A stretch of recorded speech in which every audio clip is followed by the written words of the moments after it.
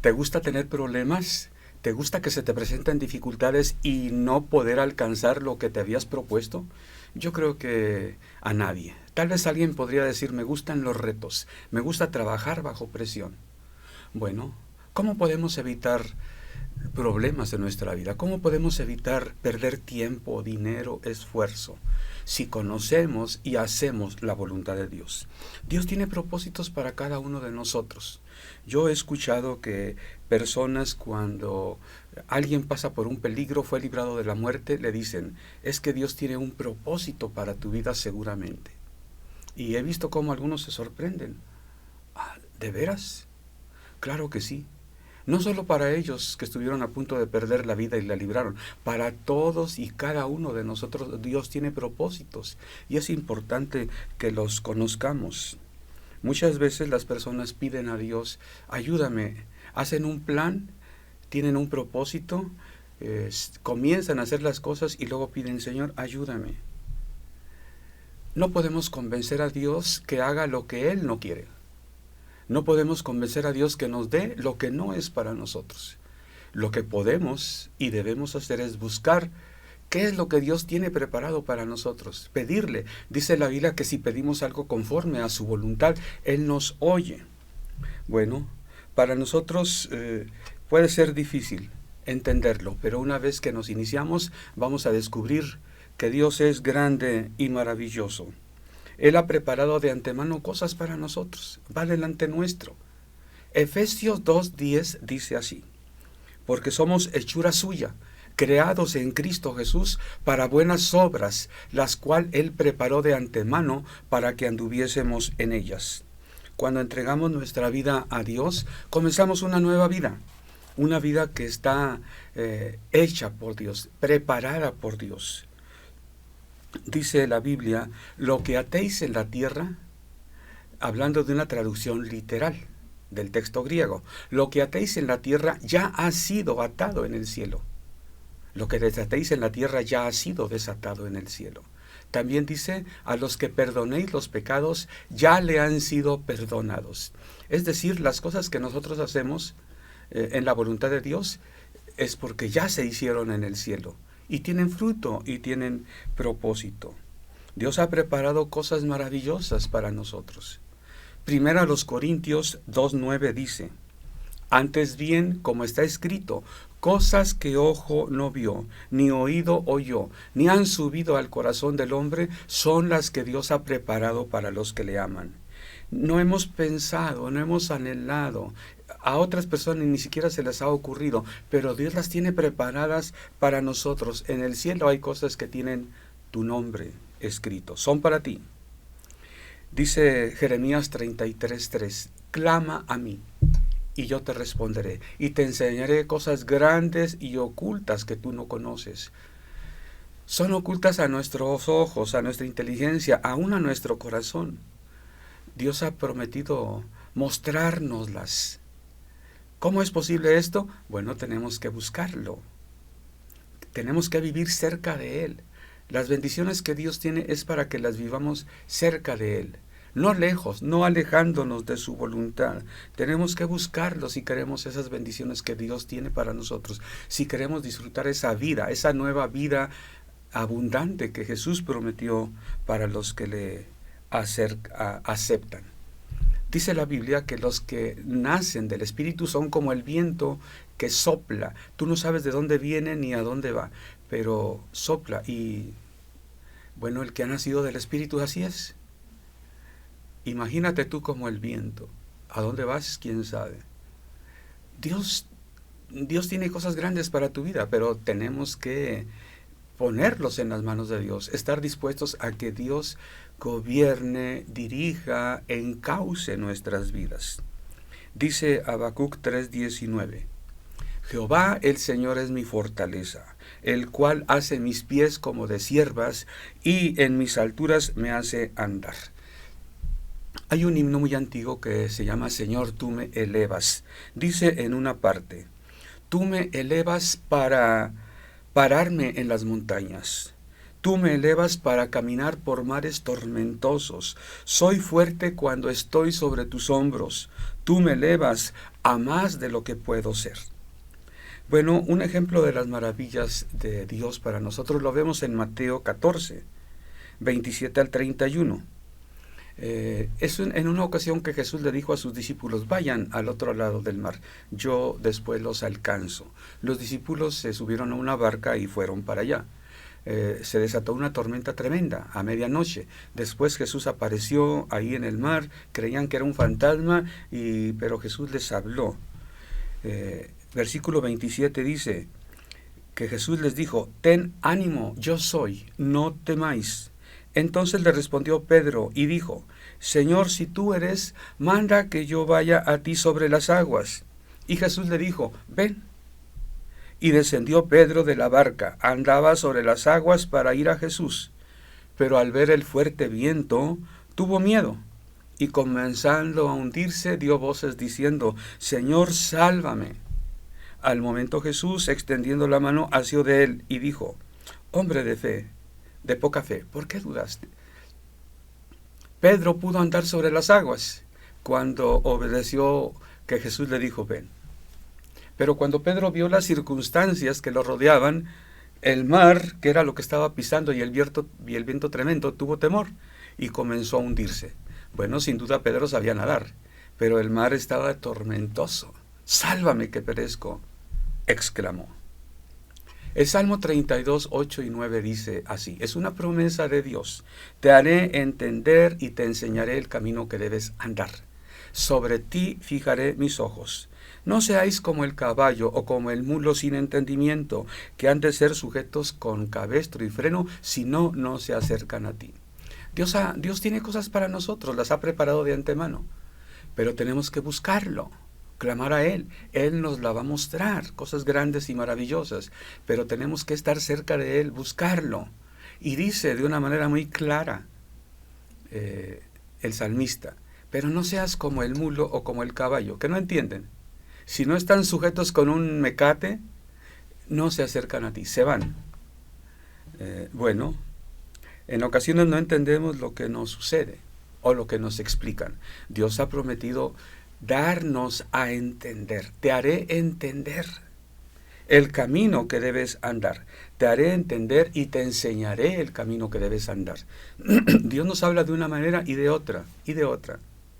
Y es aquí como si dijera: si no entiendes, te voy a enseñar con bolitas y con palitos. Todos los cristianos pasamos por esos tiempos en que no entendemos. Dios es tan paciente y tan bueno con nosotros, que nos hace entender las cosas. Bueno, hay quien puede entender fácilmente las cosas de Dios, hay a quien se le dificultan, pero la promesa es para todos. Te haré entender. Así seas de poco entendimiento, Dios te dará a entender y te enseñará el camino, si lo buscas y si estás dispuesto a seguir ese camino. La Biblia nos muestra cómo el pueblo de Dios en ocasiones se alejó de Él y de su voluntad y de buscarlo. En tiempos también el juez, también el profeta, también el sacerdote se alejaron de Él. Dice Isaías 28, 7. Pero también estos erraron con el vino, y con sidra se entontecieron. El sacerdote y el profeta erraron con sidra, fueron trastornados por el vino, se aturdieron con la sidra, erraron en la visión, tropezaron en el juicio, porque toda mesa está llena de vómito y suciedad, hasta no haber lugar limpio. ¿A quién se enseñará ciencia? ¿O a quién se hará entender doctrina? ¿A los destetados? ¿A los arrancados de los pechos? Y esta es la promesa: porque mandamiento tras mandamiento, mandato sobre mandato, renglón tras renglón, línea sobre línea, un poquito allí, otro poquito allá, porque en lengua de tartamudos y en extraña lengua hablará a este pueblo. Dios le habló, aún en lengua de los caldeos les habló. A muchos se les olvidó el hebreo cuando estuvieron en Babilonia. Aprendieron el caldeo y allá también escucharon palabra y promesa de Dios.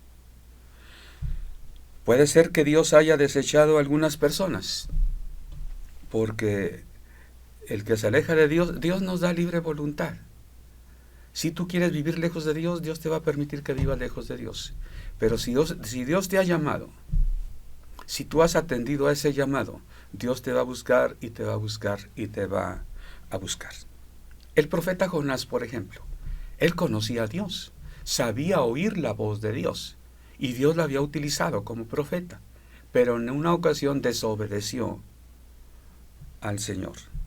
Dice, él creyó que podía hacer lo que quería. Tal vez le pareció que Dios se habría equivocado o que era muy exigente y que si lo desobedecía a Dios se le iba a olvidar. Tal vez esperó que mandara a otro profeta en su lugar. Lo cierto es que Dios lo llamó, le dijo, vino palabra de Jehová a Jonás, hijo de Amitai, diciendo, levántate y ve a Nínive, aquella gran ciudad, y pregona contra ella, porque ha subido su maldad delante de mí.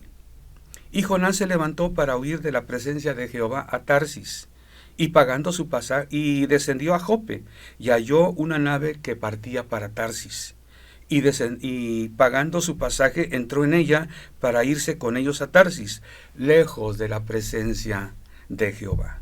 Él quiso irse lejos. Nínive estaba en lo que hoy es Siria, Líbano, al norte, y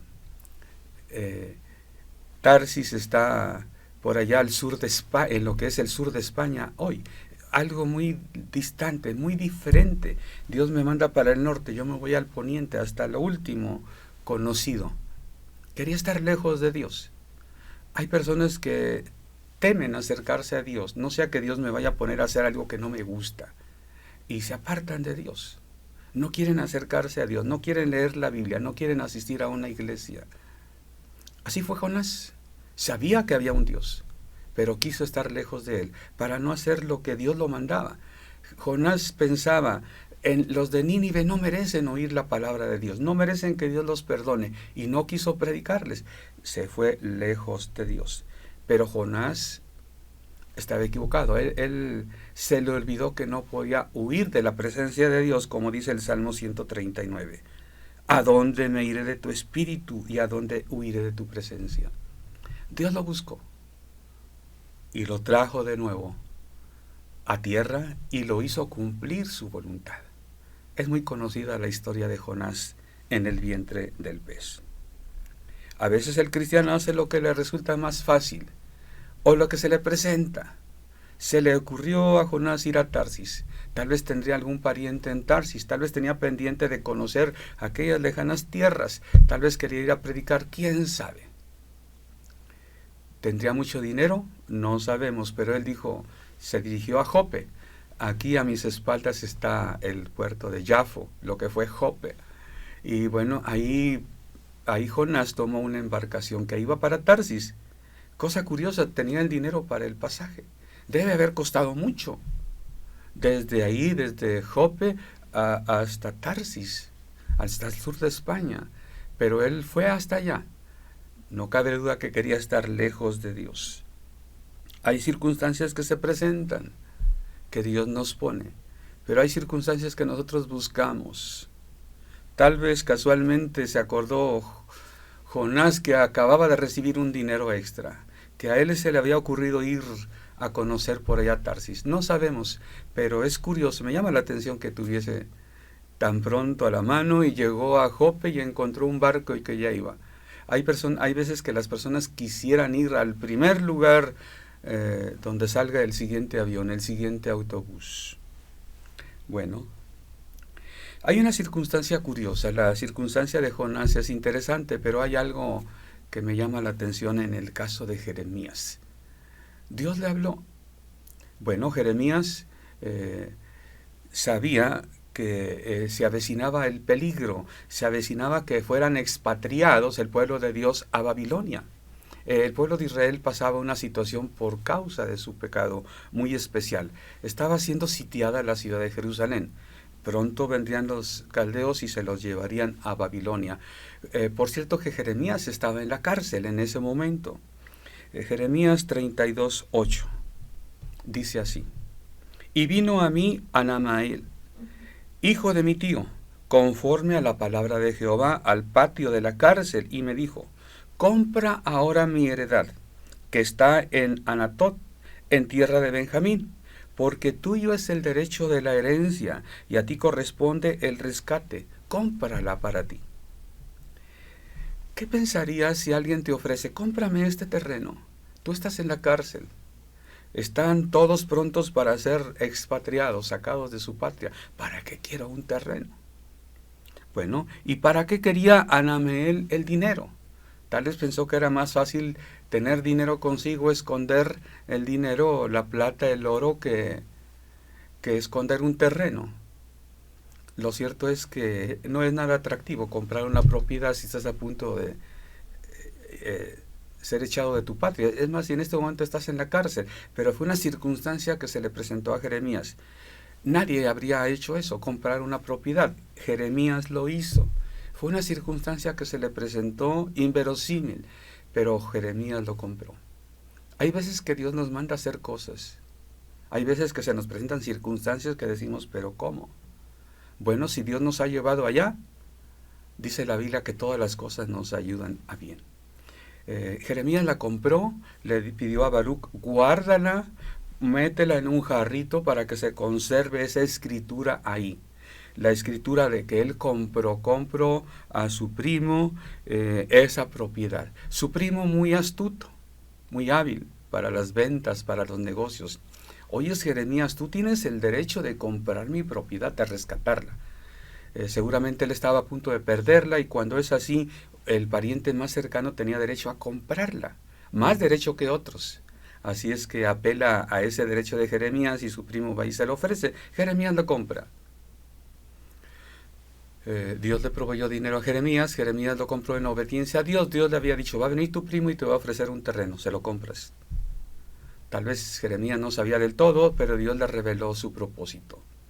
Jeremías le dice así, Jeremías profetiza de esta manera a su pueblo.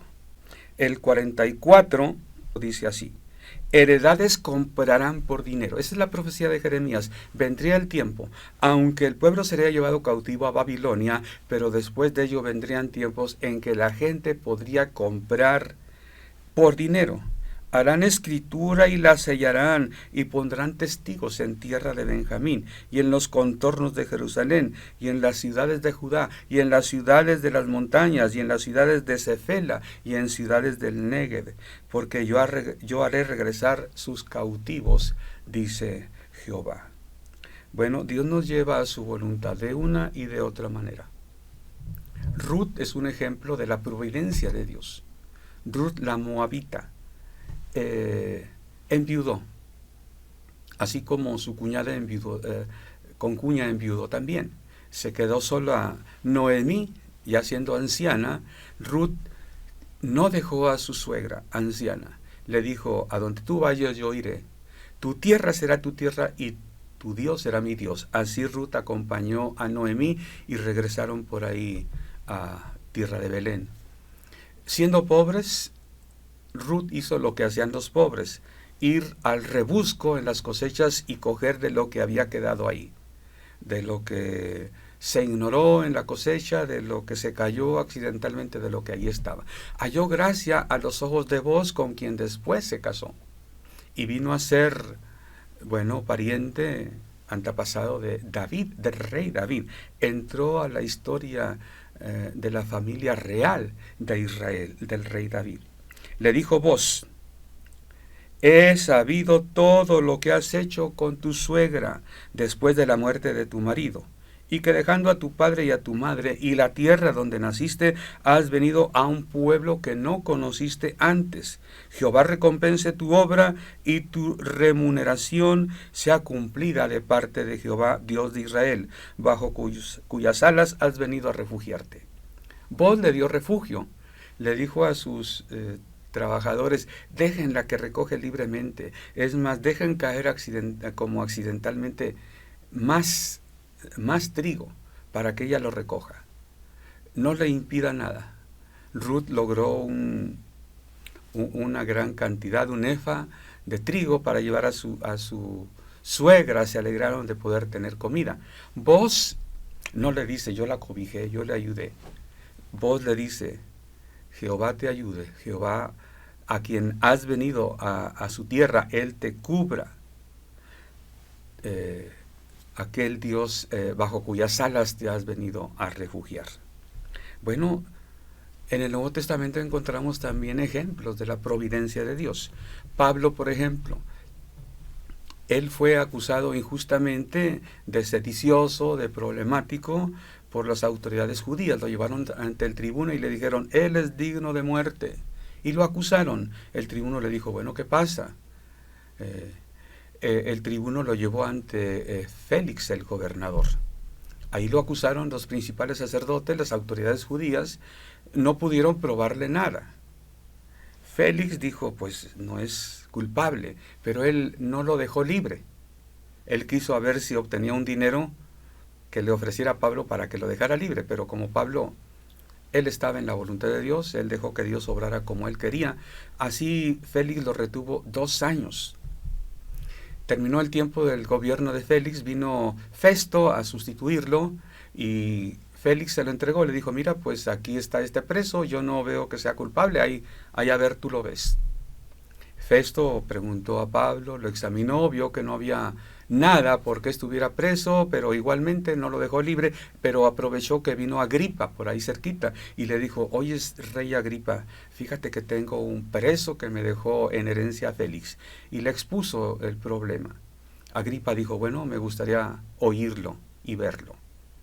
Vemos que Pablo testificó a Félix, testificó a Festo y ahora le tocó testificar a Agripa. Pablo se defendió y eso de defendió es un decir. Pablo dio su testimonio de lo que era su vida, su conversión y su ministerio. Así como los gobernantes Félix y Festo, Agripa no encontró nada meritorio de cárcel, mucho menos de muerte.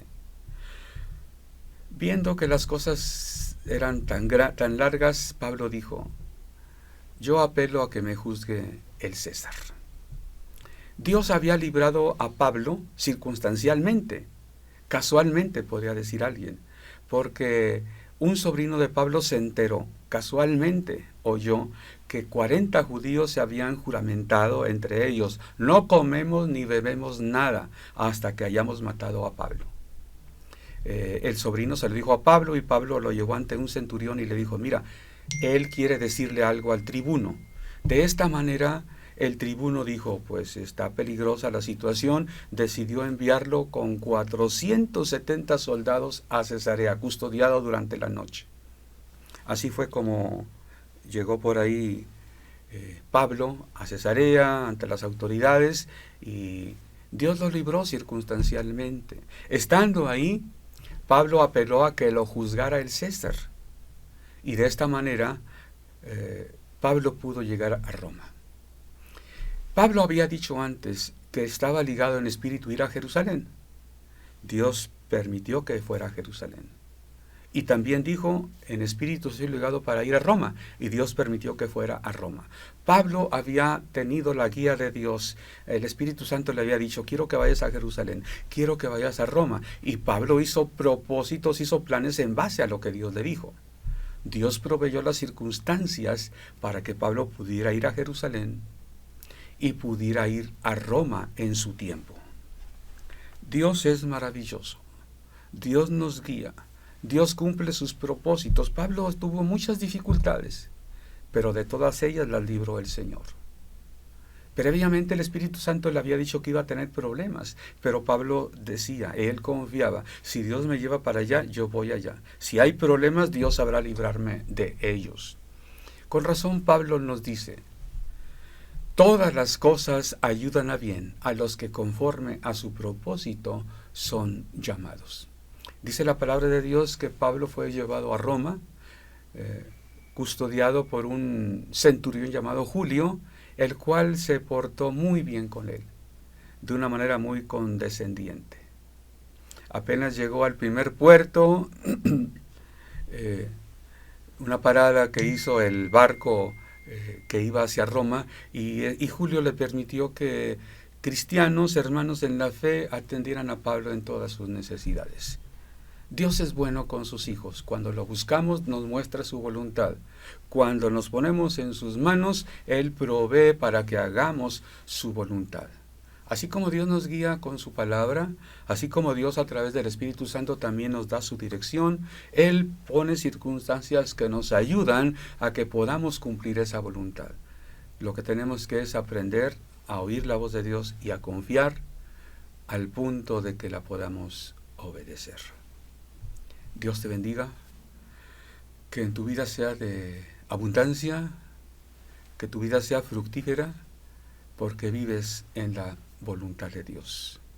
Dios te bendiga, visítanos, suscríbete a nuestro canal, míranos cada 8 días, cada 14 días, que son cuando aparecen nuestros videos, una serie de videos cada 8 días, otra serie cada 14 días, y que Dios te bendiga.